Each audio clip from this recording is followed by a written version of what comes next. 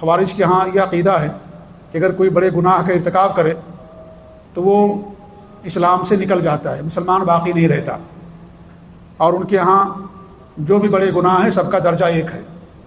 حالانکہ یہ بات غلط ہے، جیسے ساری نیکیاں برابر نہیں ہیں ایسے ہی سارے گناہ بھی ایک جیسے نہیں ہیں۔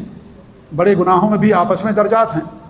سب سے بڑا گناہ شرک کرنا ہے، اس کے بعد ناحق کسی کو قتل کرنا ہے، زنا کرنا ہے۔ سارے بڑے گناہ ایک درجے اور ایک جیسے نہیں ہیں، لیکن ان کے ہاں سارے بڑے گناہ ایک جیسے ہیں۔ کسی بھی بڑے گناہ کا ارتکاب اگر کوئی کر لے، اگرچہ وہ کلمہ پڑھتا ہو، وہ اسلام کے دائرے سے نکل جاتا ہے۔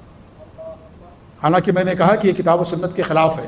اللہ کے رسول صلی اللہ علیہ وسلم کی حدیث الا انبئکم باکبر الکبائر، کیا میں تمہیں تمام بڑے گناہوں میں سب سے بڑے گناہ کے بارے میں نہ بتاؤں؟ آپ نے کبائر کو بھی بڑے گناہ کے بارے میں بیان کیا کہ سارے کبائر، سارے بڑے گناہ ایک جیسے نہیں ہیں، بلکہ ان کے یہاں بھی فرق ہے۔ جیسے ساری نیکیاں اور ساری طاعتیں ایک جیسی نہیں ہیں۔ آپ دیکھیے عبادتوں میں، اطاعتوں میں نماز کو سب سے زیادہ اونچا درجہ اور مقام حاصل ہے۔ کیا نماز اور روزہ درجے میں ایک جیسے ہیں؟ نہیں۔ توحید کے بعد، ایمان کے بعد نماز کا مقام ہے، اس کے بعد زکوٰۃ ہے، اس کے بعد روزہ ہے۔ تو جیسے نیکیوں میں تفاوت ہے، درجات ہیں، ایسے بڑے گناہوں کے اندر بھی درجات ہیں۔ سارے بڑے گناہ ایک درجے کے نہیں ہیں، فرق ہے ان کے اندر۔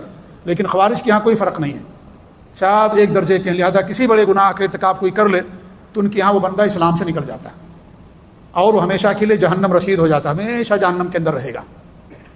اللہ کے رسول نے فرمایا الا انبئکم باکبر الکبائر، 3 مرتبہ ہمارے نبی نے فرمایا کیا میں تم لوگوں کو کبیرہ میں، بڑے گناہوں میں سب سے بڑے گناہ کے بارے میں نہ بتاؤں؟ 3 مرتبہ ہمارے نبی نے فرمایا۔ تو لوگوں نے کہا کہ ضرور بتائیے۔ کہا الاشراک باللہ، اللہ رب العالمین کے ساتھ شرک کرنا، یہ سب سے بڑا گناہ۔ اس کے بعد سارے گناہ کا مرتبہ یا درجہ آتا ہے، اس سے بڑا کوئی گناہ نہیں ہے۔ اللہ تعالیٰ کے ساتھ شرک کرنا دنیا کا سب سے بڑا گناہ ہے۔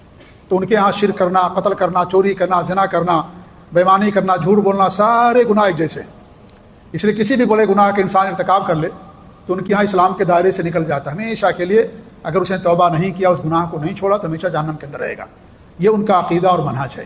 ظاہر بات ہے کتاب و سنت کے خلاف ہے، سلف صالحین کے عقیدے اور منہج کے خلاف ہے۔